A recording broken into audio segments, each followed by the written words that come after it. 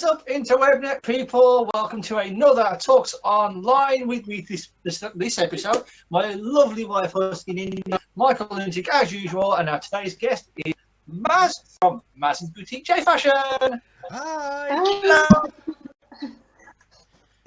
Very, very nice to see you. Nice to see you, yeah. Wonderful.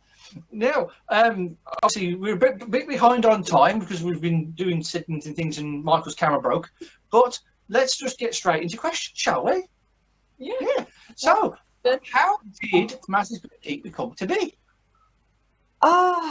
It goes back quite a long way, actually. I've always been interested in sewing since literally the age of 3. I first picked up needle and a cotton and started sewing from like that age, and I used to I just used to play around and do I'd sew little things like bows and things on patches or onto my clothing, and it was just like just fun for me at the time. And it was my mum who taught me to sew. She was like a seamstress as well. She had her own business when I was younger. And I also did textiles for GCSE as well, but a bit different though. I made a cat bed. Oh wow! It was actually it was a goth cat bed as well. But then I didn't sew for quite a few years because I was just focusing on my A levels and things. And sort of around the age of 18, I got into, I started looking at Lolita fashion and wanting to get into it. And it's sort of part and parcel with that, really. Obviously, I looked at some dresses online and things, and my mom says, "Oh, you could, I could like help you make one like that." So yeah, we got some fabric, and she sort of, that's when she really started to teach me how to make dresses, because before it was just like all the little things, just messing around with little sewing projects. But this is when I first started to really have a go at making clothes, and I made my first couple of Lolita dresses. Unfortunately, I no longer have these dresses because they don't fit me, and I use the fabric and put it up to make other things. But yeah, Sacrifices unmade. Yeah. Yeah, I love recycling. Yeah. So I made a few dresses. My style was very different from what it is now. I was sort of more gothic, old school style, I'd say, back then. And I didn't really know a lot about the fashion either. I didn't know anyone in the Lolita community at the time, and I was too scared to talk to anyone.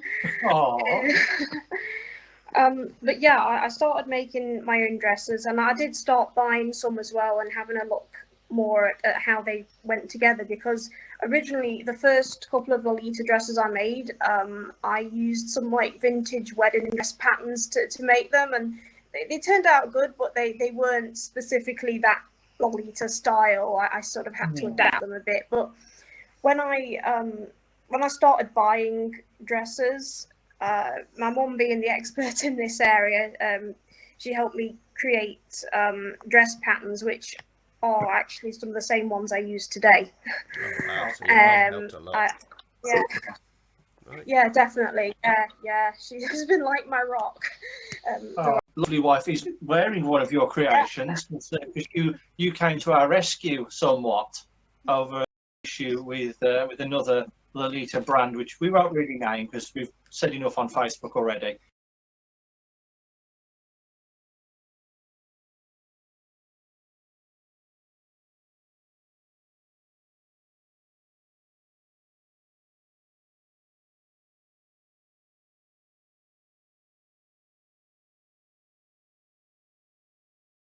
It was called a fairy the other day, which was really, really nice. A little girl went past her and said, "Oh, it's a fairy."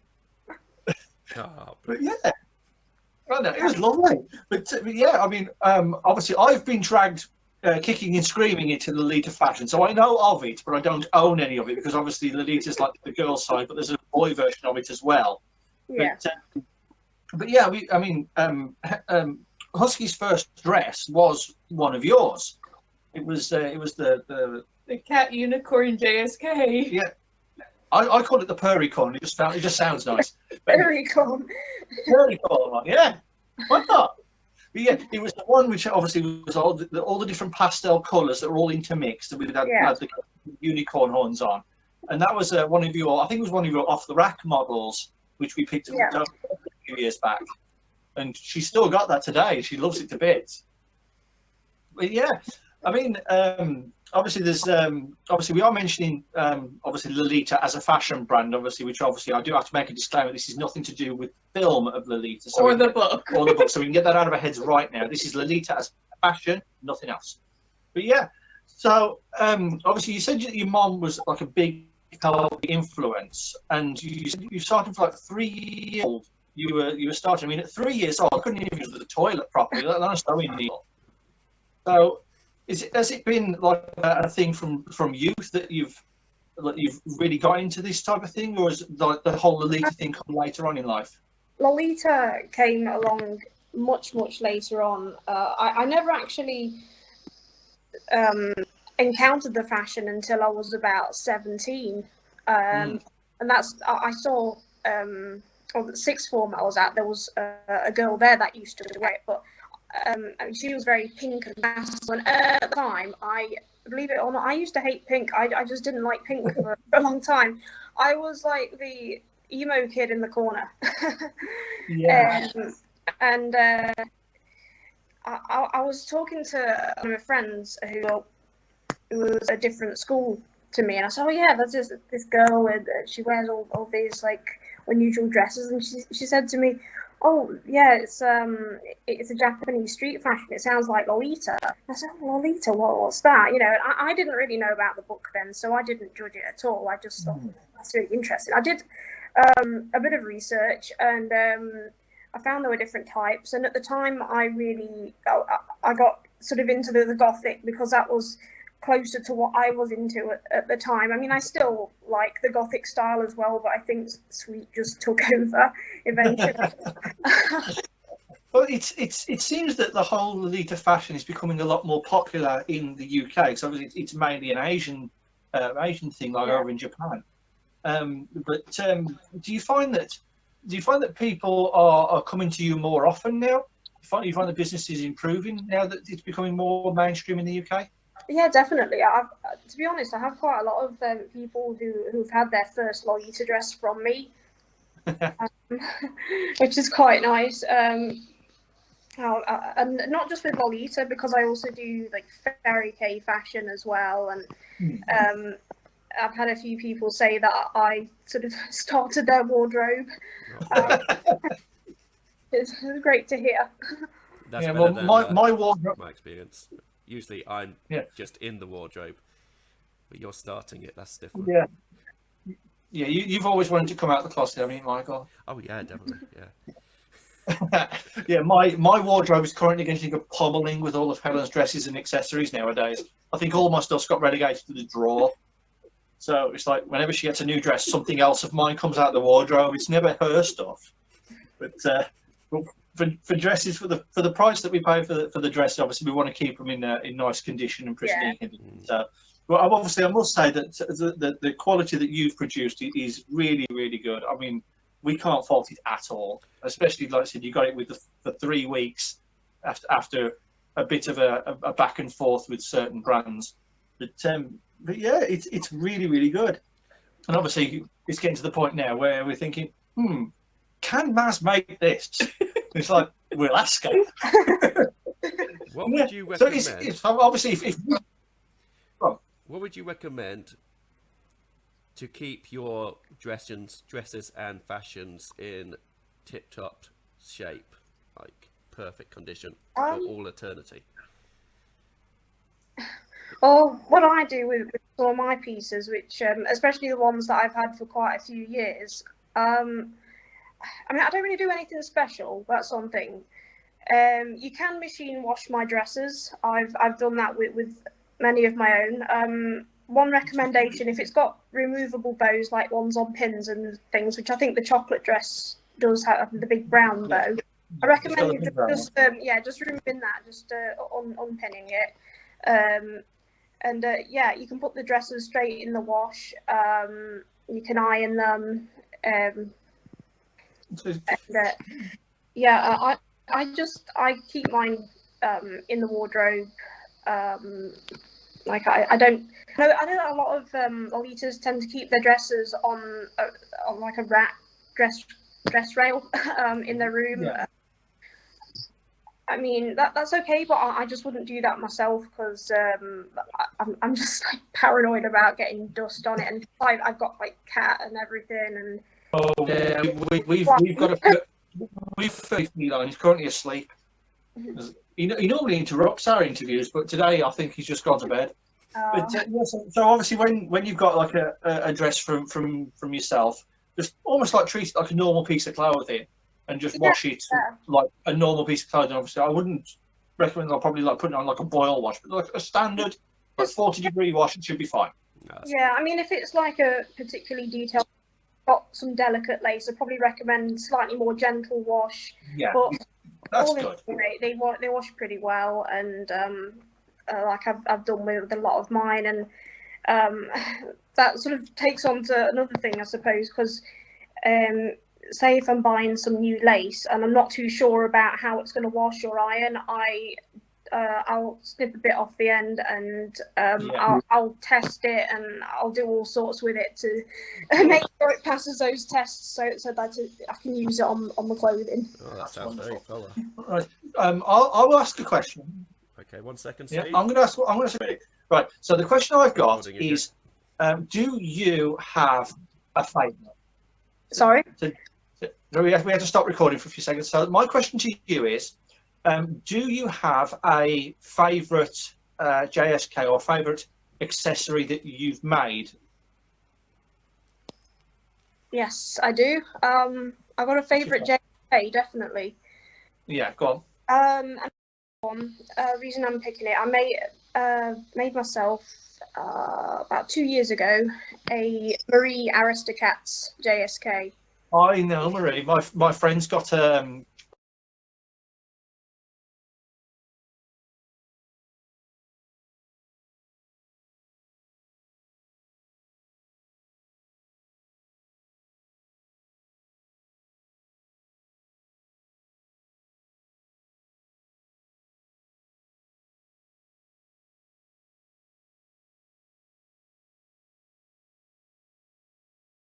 diamante buttons and this white lace.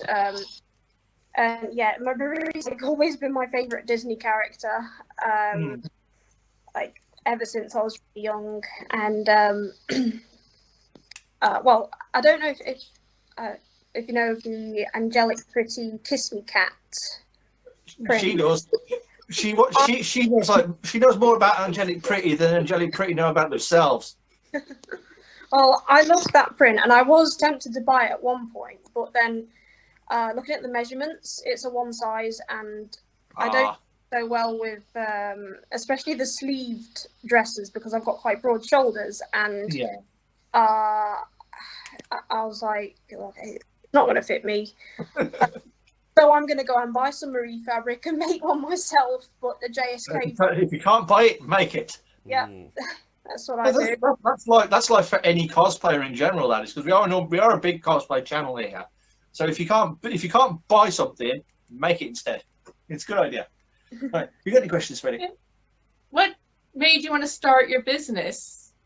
Well, okay, when I started making dresses for myself, and I started to hang out with other Lolitas, they'd look at my dress and be like, "Oh, what brand is that?" And I was like, "Oh, no, it's not brand. I made this." "Oh my God, you made that!" And then they'd be like, "Can you make me one?" And started from there. I started making things for friends, and then I decided, if I'm making things for friends, maybe I could make them for other people. And it got off quite a slow start because I was also working another job at the same time. So I just used to do it as a sideline, but I branched out into doing small conventions, and I got noticed more, and I it was in summer, well, end of summer of 2016.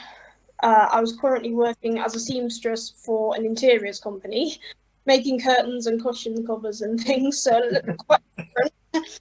And it was my dad that recommended I could open up my business properly through the Prince's Trust. And I quit my job and I went and followed my dreams and did that. Did just that. Where I am today. You've been very successful. I mean, like I said, the quality of your work is top notch. And obviously, so you've done it. So I'll do one more. So I haven't actually had a look at your Etsy store, but you do have one. You have an Etsy store. Yeah. Do you have any plans, or even do you actually have any for men?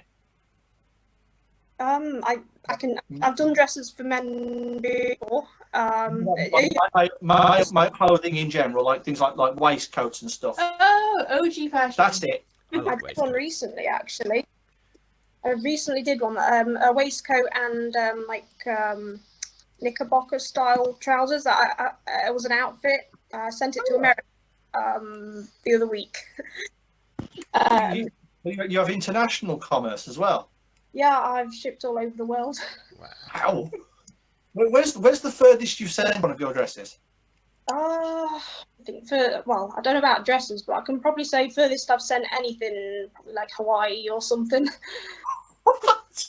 I can just imagine it now. So it's like somebody on the beach in Hawaii wearing some of your products. That's cool. I have sent stuff all places. I've only ever sent one item to Japan, but I was really pleased when I had the Japanese sale. Shows you breaking into the market. Yeah, I've sent things to Russia. I send a lot to European countries, particularly France, Germany, Switzerland, a lot to Canada. And also I do send a lot of things now to Australia. Oh, yeah. So basically your fashions and your designs and your products are worldwide. Yeah, I'm pretty pleased with that. Well, big congratulations on all of your hard work. It's obviously paid off over the last 5 years, and obviously both me and the wife obviously wish you all the best in obviously endeavours and future projects you have. That's Skittles, Michael. Jelly beans.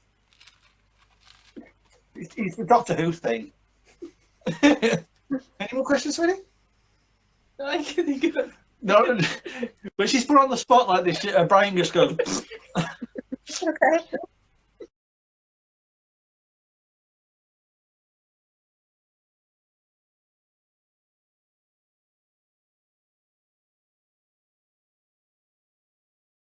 You get more work from when you go to conventions and people see the items in person.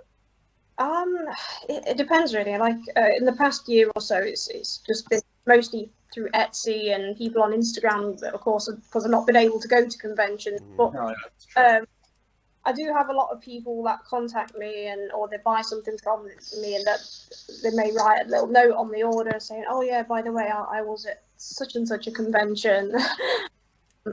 And I think it's really nice to hear that people are like coming back and things. And I even like with Instagram have people tagging me in the pictures if they're wearing something, even if it's just a little necklace. Yeah. Sometimes it's something that they bought years ago. Sometimes an item that I forgot that I even. Yeah. And I'm like, oh my god, it's so nice that you still got it, and you know. I think the wife's probably never going to get rid of any of her stuff now. It's all got major memories. So yeah, I mean, like obviously we wish you all the best with the future, and obviously hopefully when we come back to conventions again, you will no doubt grace your presence at the Doki Doki Festival in 2022. Yeah. Because that's where we initially saw your store, and she just started drooling all of your fashions, and then my wallet took a massive dent. But no, I must admit. But obviously, So I do have to say that your prices are very, very reasonable. Obviously, the one that Helen's wearing, if anybody's interested, was 120 that you did for us. Obviously, that's just possibly like a bit of a friends and family thing, but the prices that you get on your Etsy store, they're very, very reasonable for what you do. And like I said, I keep banging on about the quality. I need to shut up about the quality because everybody knows it's really good. But yeah, but like I said, thank you for making my wife look even more pretty than she already is. Because look at your face, she's gorgeous. Yeah.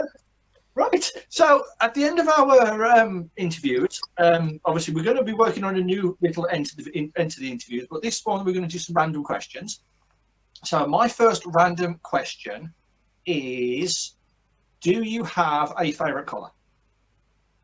Yes, pastel pink. Pink. It's always the pink. Used to be red, but it's pink now. You've lightened up in the you've lightened up the colour. Yeah, mine's purple. I love purple. Have you got a pink. favourite Always smell? pink, everything. Oh, I've got quite a few favourite smells. I don't know. I like the smell of like magazines or petrol, things like that. Yeah. Petrol. Yeah. I could just imagine you going up to a petrol station, pulling the thing off the thing, and just. Oh. That's quite a common thing, actually. You like that with tarmac? I don't like that with freshly cut grass. Isn't your mum that likes tarmac? Yeah. Mama Husky, her mum, she likes to smell the tarmac, so it's like whenever they've laid the road, I expect her to start running outside and sniffing the floor. I'm like, what? I like fresh cut rain. Fresh cut rain? No, fresh cut grass after a rainstorm. I like that smell. That and Sunday roasts. I love Sunday roast smell. Have you got a random question? Yep. If you were any sort of dessert, what would you be? Dessert. Oh, that's a difficult one. Asking the tough questions. Yeah, because I like a lot of desserts. I would be a chocolate chip cookie. I'm gonna go with like the Japanese odango.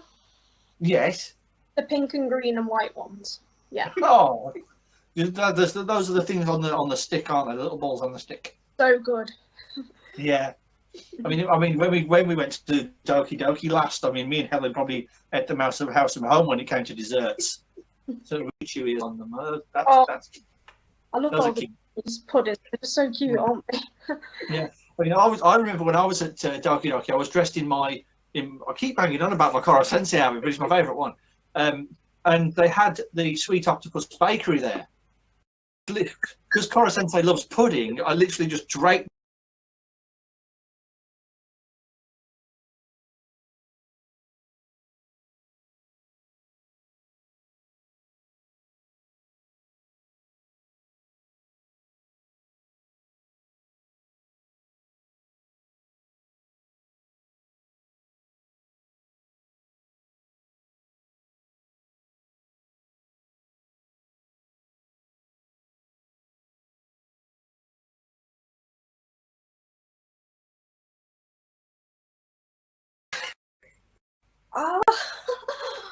Oh my god, I don't really know, to be honest. Who has the best shoes? I'm all about the shoes. I don't know. The Queen has good shoes. Maybe She just has old feet. Maybe someone like Vivienne Westwood. Oh, that's good. I don't know. I'm thinking when I think gotta look good in something. Can't just wear any kind of shoes. So I'm gonna go with Vivienne Westwood. I think for that one. You would like to be Vivienne Westwood's foot. I'll go for it. That's a good answer. Right. So we're coming to the end. So everybody who's been watching, thank you very much for tuning in. Matt, it's been absolutely wonderful having you on.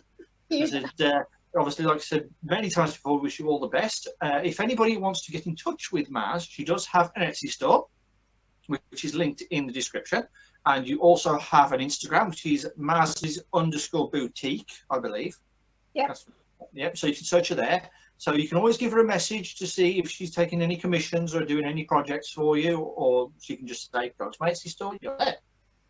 So yeah, so it's been wonderful having you on. So we haven't been too mad this time, because normally our interviews are a little bit more dopey than this. But, but yeah, it's been really fun. The highest of quality. They are the highest quality. They are the highest quality I've done.